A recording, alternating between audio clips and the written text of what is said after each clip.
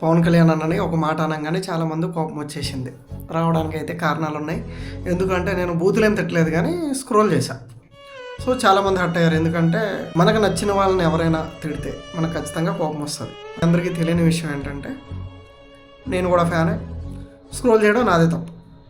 కానీ విషయానికి వస్తే నాకు కొద్దిగా మీ అందరితో హెల్ప్ కావాలి. ఎవరెవరైతే కామెంట్ పెట్టారు కదా బ్యాడ్ కామెంట్స్, వాళ్ళందరిది ఒక హెల్ప్ అయితే కావాలి. సో గత 2 నెలలుగా ఇదే రైతుల కోసం నేను వీడియోలు చేస్తూ ఉన్నా. ఆయన కలుద్దాం అని చెప్పి అపాయింట్మెంట్ కోసం నేను తిరుగుతూ ఉన్నా.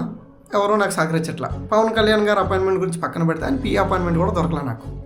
సో మీలో ఎవరైనా పవన్ కళ్యాణ్ గారి దగ్గరగా వర్క్ చేసి అన్న మేము అపాయింట్మెంట్ ఇప్పించగలం నీకు అని ఎవరైనా ఉంటే కనుక పర్సనల్ డిఎం చేయండి.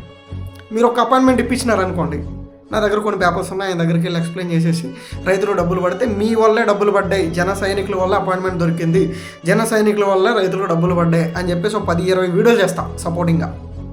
ఎండ్ ఆఫ్ ది డే నాకు రైతులు డబ్బులు పడ్డాయి ఇంపార్టెంట్, అది ఏ పార్టీ అనేది మాత్రం అనవసరం.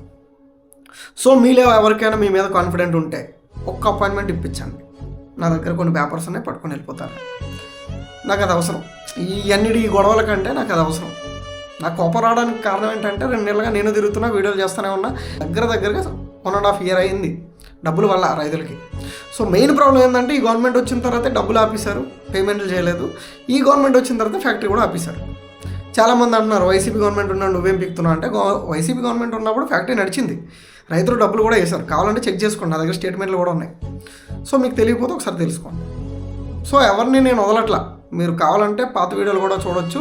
చంద్రబాబు నాయుడు గారిని కూడా వదల, కొద్ది కిందకి వెళ్తే ఆ వీడియో కూడా కనిపిస్తుంది మీకు. అది యాక్చువల్లీ సాక్షి పేపర్లోనే వేశారు, సాక్షి న్యూస్ ఛానల్లో వేశారు, సాక్షి పేజీలో కూడా అప్డేట్ చేసింది ఆ వీడియో. అయితే చంద్రబాబు నాయుడు గారిని నేను అడిగింది. సో ఇంకా మావయ్య గురించి అయితే మీరు చెప్పాల్సిన అవసరం లేదు. ఆ 11 గురించి నేను ఆల్రెడీ వేసుకుని ఉన్నా. దాని గురించి నేను ఏ పార్టీకి అతిథిని కాదు, నాకు అసలు ఎథిక్సే లేవు కొన్ని విషయాల్లో. రైతుల జోలికి వస్తే నేను ఎవరినైనా ఫోకస్ చేస్తాను. ఇది మ్యాటర్. ఒక అపాయింట్మెంట్ ఇప్పియండి. చలో, జై జవాన్ జై కిసాన్. నమస్తే.